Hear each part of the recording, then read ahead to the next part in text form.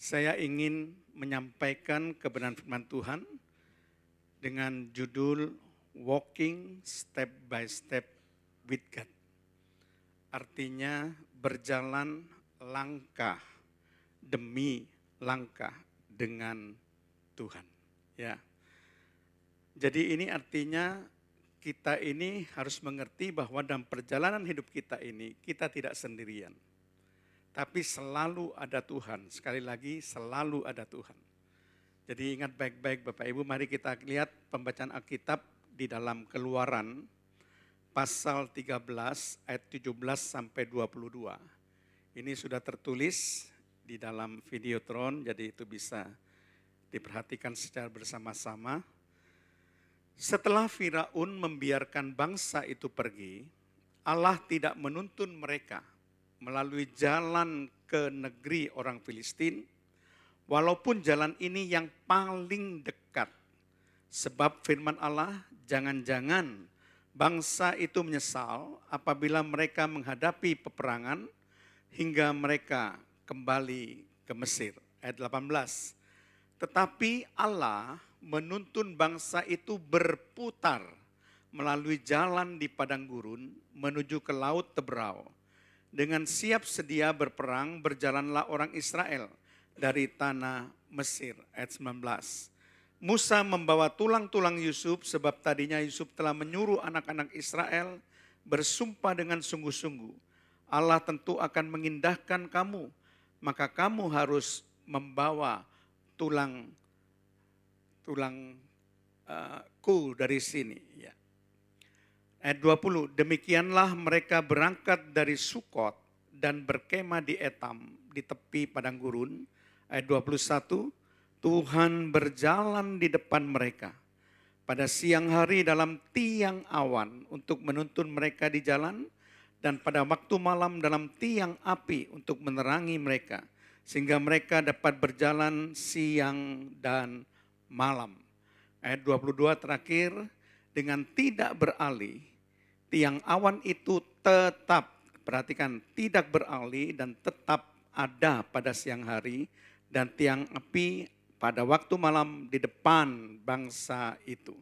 Nah Bapak Ibu saudara sekalian, ketika kita mempelajari kisah nyata bangsa Israel yang pada waktu itu keluar dari tanah Mesir karena Firaun mengizinkan, setelah ke-10 tulah itu diberikan oleh Tuhan yang menghancurkan segala kebebalan dari Raja Firaun. Ya. Sehingga akhirnya Firaun mengizinkan bangsa Israel di bawah Musa keluar. Nah ini masa inilah itu yang akan kita bicarakan. Saat bangsa Israel tepat keluar dari Mesir setelah ke-10 tulah ini. Dan kita tidak ada salahnya untuk mempelajari kisah bangsa Israel Bapak Ibu. Supaya ini menjadi suatu pelajaran, suatu contoh bagi kita, sebagaimana disebutkan dalam 1 Korintus 10, ya, ayat yang pertama dan ayat yang ke-6. 1 Korintus 10 ayat pertama dikatakan begini, aku mau supaya kamu mengetahui saudara-saudara bahwa nenek moyang kita semua berada di bawah perlindungan awan, dan bahwa mereka semua telah melintasi laut. Nah perhatikan ayat ke-6. Semuanya ini telah terjadi sebagai apa saudara? Contoh bagi kita. Untuk memperingatkan kita supaya jangan kita menginginkan hal-hal yang jahat seperti yang telah mereka perbuat. Nah perhatikan baik-baik, menjadi contoh bagi kita. Jadi ada suatu hikmah, ada suatu pelajaran yang dapat kita gali ketika kita mengeksposisi ayat-ayat ini saudara ya. Bagaimana kisah dari perjalanan bangsa Israel keluar dari Mesir menuju ke tanah Kanaan. Nah kita dapat membandingkan perjalanan hidup kita ini menapak langkah demi langkah. Menjalani tahun baru 2026, ini baru 2 bulan tidak sampai saudara ya. Kalau dalam Imlek masih kurang ya. Tanggal 17 baru tahun baru saudara. Tapi secara Masehi kita sudah hampir 2 bulan ya. Jadi perjalanan kita bersama dengan Tuhan dalam menjalani tahun itu bersama dengan perjalanan bangsa Israel keluar dari Mesir melalui padang gurun menuju ke tanah perjanjian Kanaan. Ingat baik-baik Bapak Ibu, ini adalah sebuah teologi perjalanan iman dalam menghadapi ketidakpastian dalam perjalanan hidup kita. Karena kita nggak tahu apa yang akan terjadi di depan bangsa Israel, apa yang akan dihadapi di padang gurun, rentangan apa yang akan dihadapi oleh bangsa Israel. Tidak ada seorang pun yang tahu. Tapi kita akan mengetahui step by step ketika bangsa Israel menjalani perjalanan itu. Baik itu dari kekurangan makanan sehingga mana diturunkan, kedinginan pada waktu malam di padang gurun, kemudian kepanasan pada waktu siang hari, kemudian laut terberau. Ada begitu banyak halangan-halangan dan hambatan yang akan dialami mereka. Mereka nggak tahu itu, tapi mereka berjalan. Nah ini saya katakan teologi perjalanan iman dengan banyak ketidakpastian ke depan. Kita juga sama. Kita nggak tahu apa yang akan terjadi di depan kita. Jangankan sekarang, besok saja kita nggak tahu. Nanti malam saja kita nggak tahu apa yang terjadi. Kita nggak ngerti. Ya, tapi saya tahu di tengah ketidakpastian ada satu hal yang saya tahu. Tuhan beserta kita. Itu yang perlu kita tahu. Kita nggak perlu, apa yang akan kita hadapi nggak perlu kita tahu. Sepanjang Tuhan masih beserta kita, Tuhan ada bersama kita nggak perlu takut menjalani apapun di depan. Nah, sekarang apa yang harus kita pahami ketika kita menjalani tahun baru langkah demi langkah? Mari kita gali berdasarkan tadi Keluaran pasal 13 ayat 17 sampai 22. Yang pertama, Saudara perhatikan baik-baik. Pahami bahwa Allah tidak selalu memilih jalan tercepat, tetapi jalan terbaik. Memang kalau Saudara perhatikan Imlek 2026, tahun kuda api yang bersifat yang, bukan yin ya, tapi yang. Itu berbicara tentang percepatan, kecepatan, kekuatan, kecepatan. Tapi ingat baik-baik, Allah tidak selalu memilih jalan tercepat. Tapi yang jelas itu pasti jalan terbaik. Jadi misalnya orang kan pengen instan, saudara ya. Doa ingin instan. Wah, saya doa kalau bisa besok dijawab, saudara ya. Sukses ingin cepat-cepat sukses, saudara. Kaya ingin cepat-cepat kaya. Itu memang keinginan manusia, saudara. Tapi Allah tidak selalu berpikir seperti itu. Ada hal-hal di mana dengan kedaulatannya Allah lakukan supaya kita mendapatkan yang terbaik dalam perjalanan hidup kita. Nah, coba kita akan baca dalam Keluaran 13 ayat 17. Perhatikan baik-baik. Kita eksposisi ya dari ayat bacaan Alkitab kita. Coba kita gali, kita ambil apa yang dapat kita pelajari. Setelah Firaun membiarkan bangsa itu pergi, perhatikan di sini, Allah tidak menuntun mereka melalui jalan ke negeri orang Filistin, walaupun jalan ini yang paling dekat. Secara logika kan ini jalan yang paling dekat. Sebab firman Allah, jangan-jangan bangsa ini menyesal apabila mereka menghadapi peperangan sehingga mereka kembali ke Mesir. Nah, Bapak Ibu sekalian, kalau kita melihat di peta, Tuhan memang sengaja tidak membawa bangsa Israel melalui jalan terdekat, yaitu jalan ke negeri orang Filistin. Nah, jalan ini merupakan jalan raya utama yang lurus di sepanjang pantai Laut Tengah, menyusuri pantai Laut Tengah, saudara. Perhatikan baik-baik di gambarnya ya, nanti. Ini adalah jalan yang terpendek. Ini adalah jalan yang paling ramai, jalan yang paling strategis dan paling komersial. Jalan perdagangan yang diambil para pedagang pasti jalan ini. Tapi Tuhan tidak mengambil jalan itu. Meskipun itu adalah pilihan yang paling logis dan paling efisien. Tapi Tuhan tidak mengambil itu. Jadi ingat baik-baik, kata rencana kita itu bukan rencana Tuhan. Kita menganggap itu yang terbaik, yang paling cepat, tapi Tuhan katakan enggak, aku tidak ambil jalan itu. Sekali lagi itu yang paling efisien. Nah, saudara perhatikan baik-baik, saya berikan tanda kuning di situ, bagaimana rute perjalanan daripada bangsa Israel. Saudara perhatikan, ya next coba. Ya, next. Sudah ya.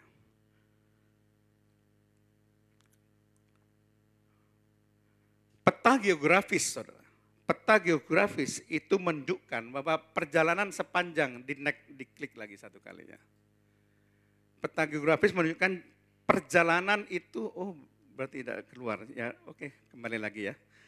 Peta geografis menunjukkan bahwa sepanjang perjalanan dari menyusuri Laut Tengah itu paling itu sekitar 2 minggu itu sudah sampai ke Kanaan. Secara geografis. Ya, sekitar 2 minggu saja itu sudah sampai ke Kanaan. Tetapi perhatikan apa yang dilakukan Allah, ayat 18. Tetapi Allah menuntun bangsa itu, bangsa Israel, berputar melalui jalan di padang gurun, jadi ke bawah, saudara. Bukan lagi menyusuri Laut Tengah, tapi ke bawah. Melalui jalan padang gurun menuju Laut Teberau, dengan siap sedia berperang berjalanlah orang Israel dari tanah Mesir. Jadi kesimpulannya apa, saudara? Allah dalam kemahatauannya dan kedaulatan otoritasnya secara mutlak memang sengaja memilih jalan yang lebih jauh, yaitu jalan memutar melalui padang gurun untuk kebaikan umatnya. Saudara perhatikan, ketika bangsa Israel keluar dari Mesir, mentalnya itu masih mental budak. Kalau saudara baca kisah-kisah di dalam Kejadian, Keluaran, saudara perhatikan baik-baik.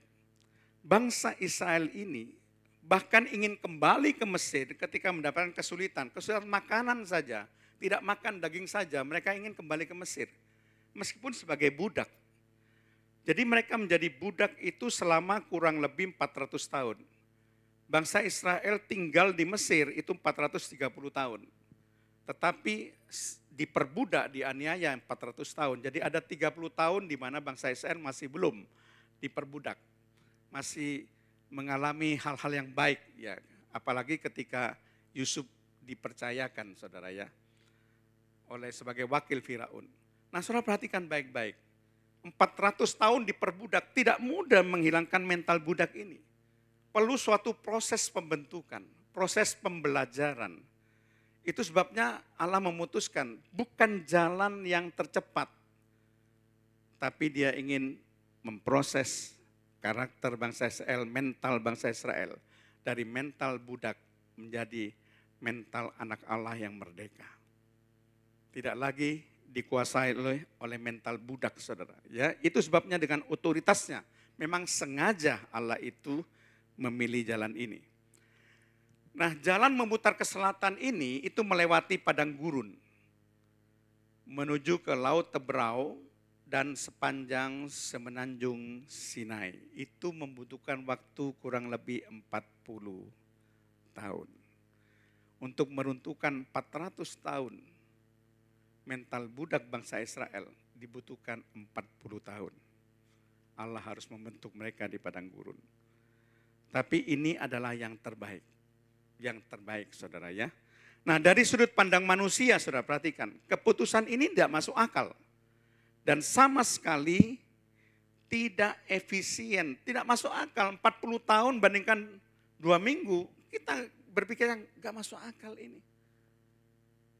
Allah memilih yang 40 tahun, tidak memilih yang 2 minggu. Tapi kalau 2 minggu yang dipilih, maka mental budaknya itu tidak akan pernah hilang. Pembentukan karakternya bagi umatnya tidak akan pernah ada, saudara. Itu sebabnya Allah memang, biarpun sudut pandang manusia tidak masuk akal keputusan ini, tapi disinilah kita belajar bahwa rancangan dan jalan Tuhan seringkali berbeda dengan rancangan dan jalan manusia, saudara. Coba perhatikan Yesaya 55 ayat 8, perhatikan baik-baik apa yang dikatakan di situ. Sebab rancanganku bukanlah rancanganmu, dan jalanmu bukanlah jalanku. Demikian firman Tuhan. Apa yang di pikiran kita mungkin itu yang paling baik, belum tentu itu baik bagi Tuhan. Kita kan bukan Allah yang maha tahu, saudara. Ya, hanya Allah yang maha tahu. Itu sebabnya kita harus bergantung penuh. sepenuhnya kepada Tuhan, bersandar sepenuhnya pada Tuhan, karena Allah yang maha tahu, dia pasti berikan yang terbaik. Sekalipun kita ingin yang paling cepat. Tapi ini justru menunjukkan kedaulatan penuh Allah dalam menentukan rancangan dan jalannya. Dan tidak dapat intervensi oleh siapapun juga. Allah berdaulat, Allah punya otoritas, siapapun tidak bisa mengintervensi Allah, membatalkan keputusan Allah. Itu sebabnya saya katakan pada saudara, mari kita berserah. Dan kita merenungkan baik-baik bahwa rute yang terbaik bukan selalu yang tercepat. Ingat baik-baik, rute terbaik bukan selalu yang tercepat. Jalan Tuhan mungkin panjang, tetapi pasti aman karena ada penyertaan Tuhan. Jalan tercepat tidak selalu merupakan jalan Tuhan. Jadi pahami yang pertama saudara, ketika saudara menjalani perjalanan hidup saudara dari sekarang sampai nanti akhir tahun 2026 ini, ingat baik-baik, Tuhan selalu memberikan yang terbaik, bukan yang tercepat. Jangan mengeluh kalau misalnya doa saudara masih belum dijawab. Keinginan saudara masih belum dijawab oleh Tuhan. Jangan mengeluh saudara. Ya, nantikan saja waktu Tuhan. Rancangan Tuhan bukan rancangan kita.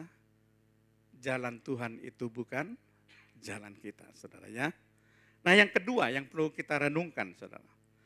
Apa yang harus kita pahami? Pahami bahwa Tuhan selalu memimpin dan menuntun di depan kita. Sekali lagi pahami bahwa Tuhan selalu memimpin dan menuntun di depan kita. Coba kita baca Keluaran 13 ayat 21a, dikatakan di situ Tuhan berjalan di mana saudara? Di depan mereka. Ayat 22b dikatakan di depan bangsa itu. Jadi tiang awan dan tiang api itu selalu ada di depan bangsa itu. Tiang awan, tiang api menggambarkan kehadiran daripada Tuhan. Selalu ada di depan. Saudara. Jadi ingat baik-baik, Tuhan itu gembala agung kita, dia yang memimpin domba-dombanya, dia menuntun domba-dombanya. Jadi ingat baik-baik bahwa Tuhan tidak memerintah dari jauh, tapi ia memimpin dari depan. Tuhan tidak memerintah dari jauh, tapi Tuhan memimpin dari depan. Tuhan itu ada di depan kita. Nah apa maksudnya Tuhan itu ada di depan kita saudara? Jadi saudara perhatikan baik-baik, bahwa kalau Tuhan di depan kita, kalau ada halangan datang, tantangan datang, siapa yang menghadapi dulu? Siapa? Tuhan dulu saudara. Karena Tuhan memimpin di depan kan. Jadi ada halangan yang datang, nggak usah khawatir. Tidak perlu khawatir, karena yang menghadapi lebih dulu itu adalah Tuhan. Karena Tuhan yang memimpin di depan kita. Tantangan Tuhan dulu yang dapat. Dia izinkan enggak tantangan itu untuk kita alami. Semua itu ada keputusan Tuhan. Kalaupun sampai diizinkan itu berarti ada pertimbangan Tuhan. Tapi Tuhan dulu dong yang akan memilih tantangan apa yang Tuhan izinkan terjadi. Kalau tidak, Tuhan pasti akan memblokir itu. Jadi andai kata pun diizinkan, Tuhan pasti punya keyakinan tantangan itu tidak akan melebihi kekuatan kita. Batasnya itu. Dan kita pasti bisa menanggung tantangan itu. Itu sebabnya jangan khawatir, apapun yang terjadi hidup kita, selalu Tuhan akan filter. Saudara. Yang mana yang Tuhan izinkan, dan mana yang Tuhan tidak izinkan. Amin saudara, ini luar biasa. Kita tidak perlu takut atau khawatir menjalani tahun baru. Meskipun kita tidak tahu apa yang akan terjadi di depan kita. Karena Tuhan berjalan di depan untuk memimpin dan menuntun kita. Tuhanlah yang lebih dahulu akan menghadapi setiap tantangan yang datang menerpa kita sebelum kita menghadapinya. Jadi itu membuat saya lebih yakin lagi saudara. Lebih yakin lagi, saya menghadapi sampai akhir tahun ini, gak ada yang perlu saya takutkan. seberat apapun tantangan yang akan datang, gak perlu kita takut. Ramalan-ramalan ekonomi mengatakan bahwa tahun ini ekonomi akan makin susah, gak perlu takut. Ada begitu banyak ramalan para ekonom yang akan mengatakan ada banyak PHK, akan terjadi perusahaan gulung tikar. Gak perlu takut saudara, karena kita punya Tuhan. Dan Tuhan itu ada depan kita. Dia selalu memimpin kita dan menuntun hidup kita. Jadi kita pasti akan bisa lewati kok. Sebagaimana saudara bisa melewati tahun 2025. Demikian hal yang sama Tuhan pasti memampukan saudara melewati tahun 2026. Gak perlu takut ya. Sebesar apapun tantangan itu saudara. Kata berjalan di depan mereka saudara. Saya akan mencoba menganalisa dari segi teologi saudara ya. Itu berasal dari bahasa Ibrani, kalau saudara baca Alkitab bahasa Ibrani, itu ditulis Holek Lipnehem. Nah kata dasarnya halak panim, itu artinya gini, menunjukkan pengertian tindakan berkelanjutan, tindakan terus menerus, pimpinan Tuhan yang konsisten dan aktif. Tambah yakin lagi saya saudara. Berarti kalau begitu, pimpinan Tuhan ini itu terus selalu memimpin saya. Bukan temporer, kadang-kadang memimpin, kadang-kadang enggak. Ingat baik-baik, sepanjang perjalanan saudara, dia selalu memimpin saudara. Amin. Dia terus menerus memimpin saudara. Dia terus melakukan tindakan yang berkesinambungan, berkelanjutan untuk memimpin. Tidak pernah satu kali pun Tuhan akan lepaskan saudara. Itu sebabnya saya tambah yakin lagi. Pimpinan Tuhan itu konsisten. Pimpinan Tuhan itu aktif dan terus menerus. Gak perlu yang didekati. Saudara bahkan saudara tidur pun Tuhan jaga saudara. Bayangkan saudara, mana ada jaminan seperti ini? Tidak ada. Tapi saudara ada orang yang paling beruntung. Karena saudara punya Tuhan yang luar biasa. Tuhan yang dahsyat saudara ya. Jadi Tuhan tidak langsung memimpin mereka ke Kanaan saudara. Tetapi Tuhan memimpin mereka itu langkah demi langkah. Ya ini ya tidak ada, sebetulnya di PPT-nya ada warnanya supaya gampang itu kontras. Tapi di sini tidak muncul ya. Oke, jadi tidak langsung dibawa langsung ke Kanaan enggak. Tapi langkah demi langkah. Ada proses pembelajaran, ada proses pembentukan, proses pendidikan.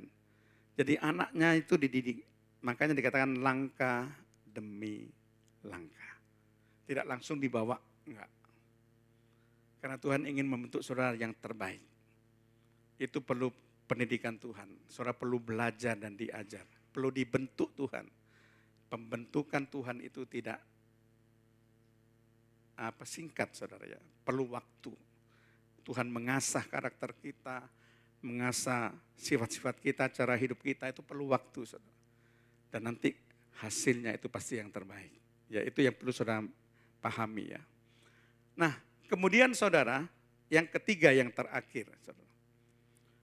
Pahami bahwa selalu ada penyertaan, kehadiran dan sekaligus perlindungan Tuhan di setiap waktu serta di setiap situasi yang kita hadapi. Perhatikan di sini, selalu ada penyertaan Tuhan, selalu ada kehadiran Tuhan, selalu ada perlindungan Tuhan di setiap waktu dan setiap situasi. Jadi Tuhan itu pengendali, saudara. Setiap waktu dan setiap situasi. Apapun yang kita hadapi. Apapun yang kita hadapi, saudara. Tuhan tahu betul. Tuhan mengerti betul apa yang terjadi, yang akan kita alami, yang akan kita hadapi, Tuhan tahu betul. Jadi jangan berpikir Tuhan tidak mengerti, Tuhan tahu. Jadi situasi kita sudah ada di dalam kendali Tuhan. Jadi setiap waktu, dimanapun juga, kapanpun juga, itu ada dalam kendali Tuhan. Jadi karena ada dalam kendali penuh dari Tuhan, nggak perlu takut. Karena ada Tuhan sih, ada Tuhan yang mengawasi kita, melihat kita, memantau kita. Jadi kalau kita berjalan, ada Tuhan, nggak perlu takut. Ya, jadi kadang-kadang orang itu saking takutnya dia jadi lupa bahwa dia adalah anak Tuhan. Dia punya Tuhan yang hebat, punya Tuhan yang luar biasa. Itu kadang dilupakan. Coba perhatikan Keluaran 13 ayat 21b dikatakan begini. Pada siang hari dalam tiang awan untuk menuntun mereka di jalan, dan pada waktu malam dalam tiang api untuk menerangi mereka sehingga mereka dapat berjalan siang dan malam. Nah, tiang awan pada siang hari, tiang api pada malam hari itu melambangkan penyertaan Tuhan, kehadiran Tuhan sekaligus perlindungan Tuhan. Di padang gurun suhu jam 12 tengah hari, panasnya minta ampun. Untuk melindungi itu apa? Diberikan tiang awan. Luar biasa saudara, di padang gurun ya. Kemudian juga malam hari dinginnya minus berapa derajat. Itu tidak akan bisa ditahan oleh manusia secara logika saudara. Maka dikasihkan tiang api supaya hangat. Nah dengan adanya tiang awan, tiang api, kapanpun Tuhan perintahkan untuk berangkat saudara. Enggak perlu ditakuti kan, tantangan bisa diatasi. Masalah makanan juga mana diturunkan saudara. Ingin daging, burung puyuh dikirim. Wah, ini pemeliharaan Tuhan yang sangat luar biasa. Ya, sangat luar biasa sekali perlindungan di padang gurun. Belum lagi terhadap binatang-binatang padang gurun yang berbisa. Tuhan juga jaga. Ya. Perhatikan kebutuhan-kebutuhan umat Israel di padang gurun pun Tuhan berikan. Tidak ada supermarket di situ saudara. Tidak ada orang beli sepatu, beli pakaian, tidak ada. 40 tahun loh perjalanan itu. Dari mana pakaiannya? Sepatunya? Coba umur 5 tahun jadi umur 45 tahun. Sepatunya masa tetap terus. Jadi kalau dibedakan, jadi itu Tuhan itu mengcover semuanya. Itu maksudnya ya. Ada kehadirannya. Ya, ada kehadirannya untuk melihat apa yang sedang dibutuhkan.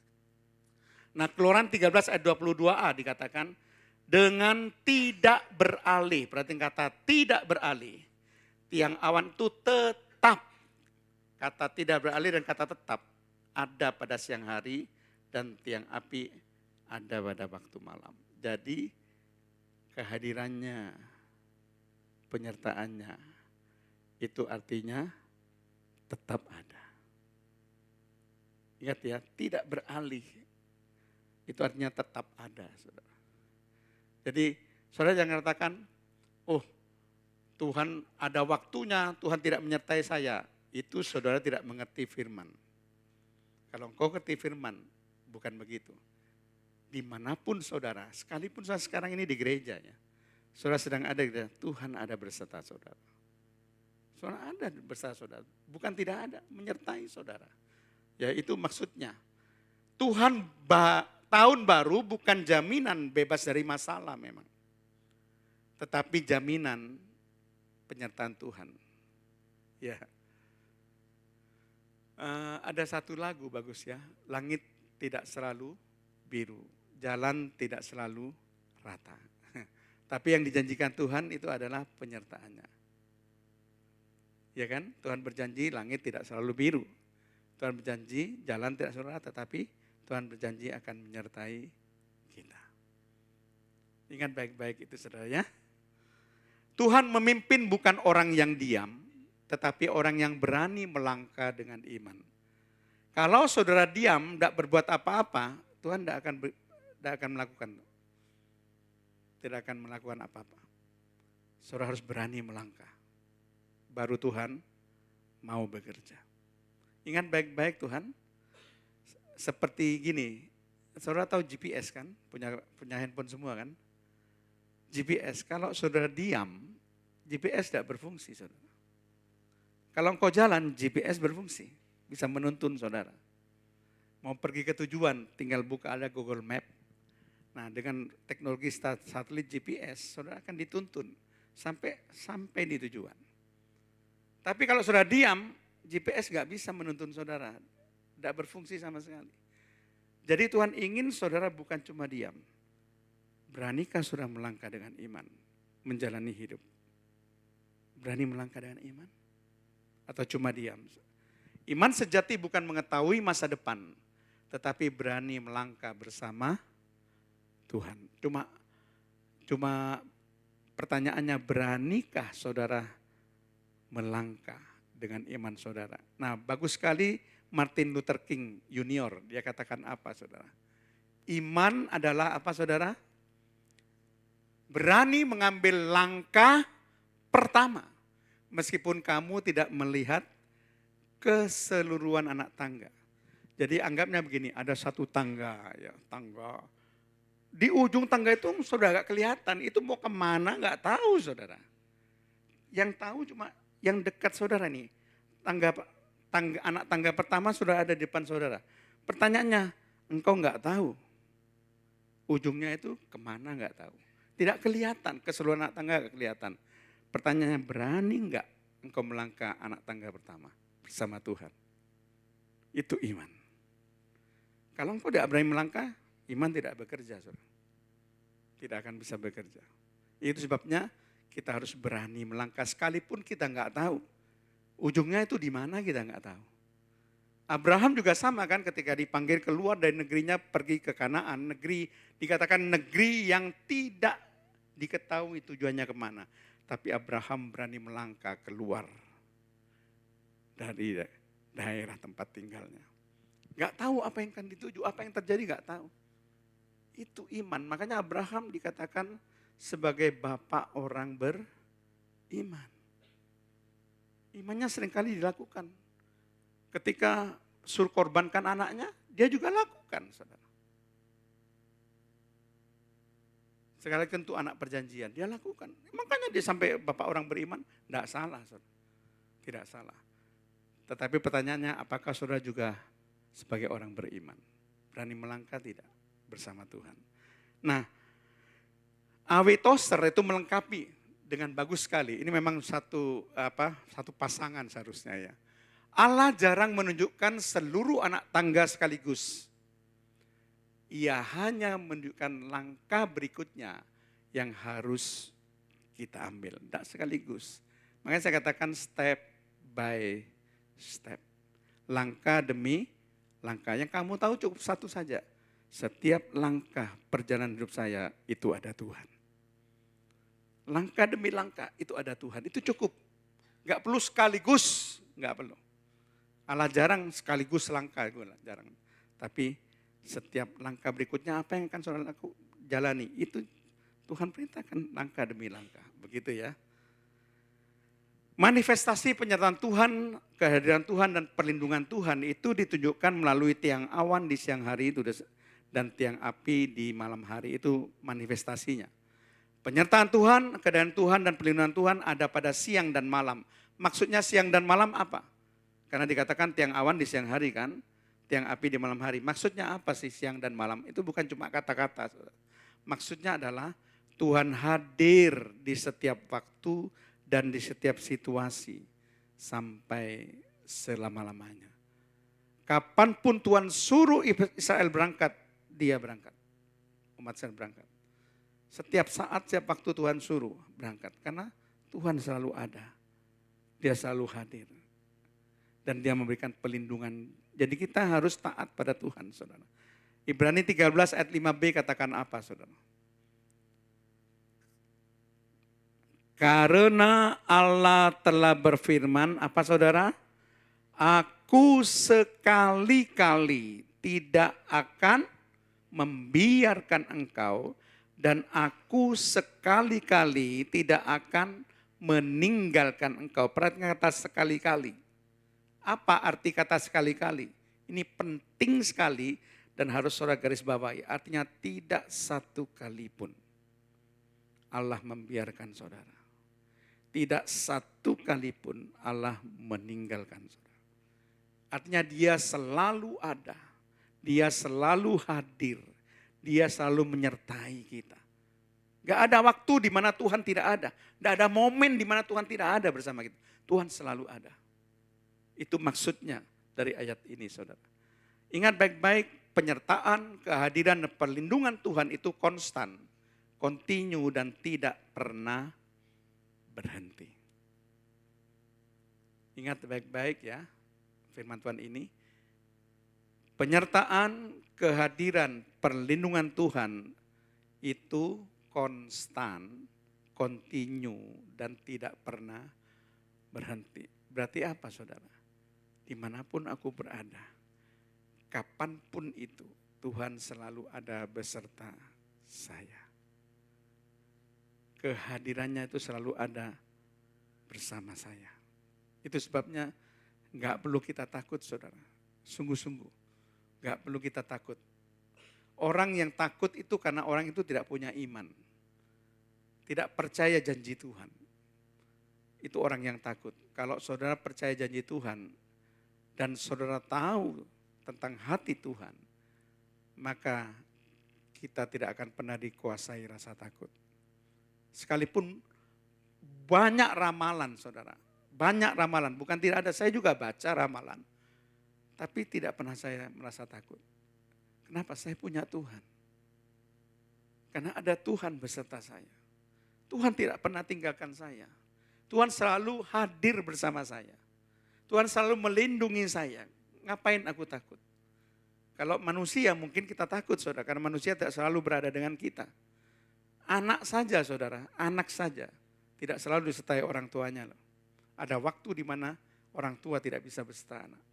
Waktu di sekolah, orang tua tidak menyertai anak. Waktu orang tuanya tidur, anak tidak disertai. Tapi Tuhan itu sekali-kali tidak akan pernah meninggalkan. 24 jam penuh. Tidak ada 1 jam pun, tidak ada 1 momen pun, tidak ada 1 detik pun Tuhan itu meninggalkan saudara. Itu maksudnya saudara. Selalu ada penyertaan, selalu ada kehadiran, dan selalu ada perlindungan Tuhan bagi umatnya. Coba kita akan review saudara.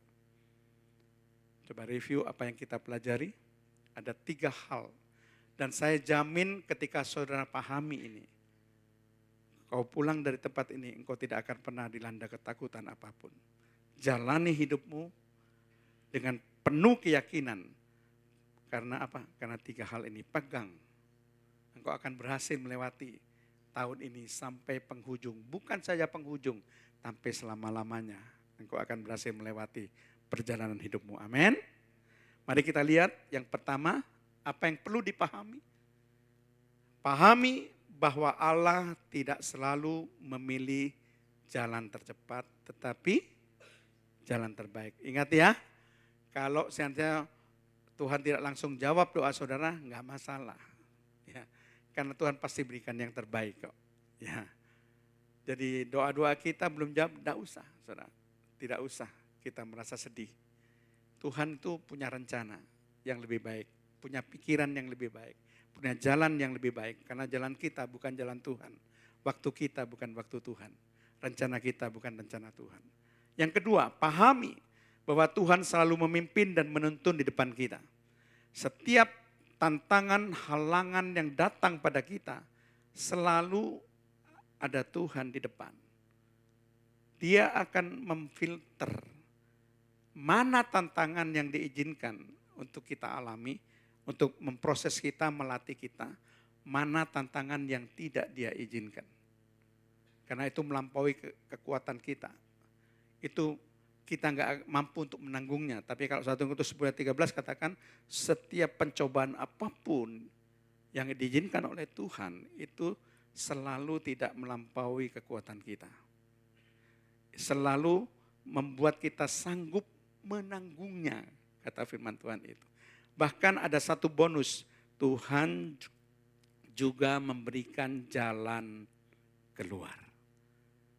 Kalau ada tantangan, kita bisa menanggung, tidak melebihi kemampuan kita, kekuatan kita, ada jalan keluar. Berarti kita selalu menang terhadap pencobaan apapun, terhadap tantangan apapun. Kita pasti selalu menang. Karena ada jalan keluar Tuhan berikan. Berarti kita pasti bisa melewati kan. Karena Tuhan beserta kita. Ya. Yang ketiga, pahami selalu ada penyertaan, kehadiran dan sekaligus perlindungan Tuhan di setiap waktu dan di setiap situasi. Situasi apapun yang kau hadapi, apapun yang terjadi, Tuhan selalu ada buat engkau.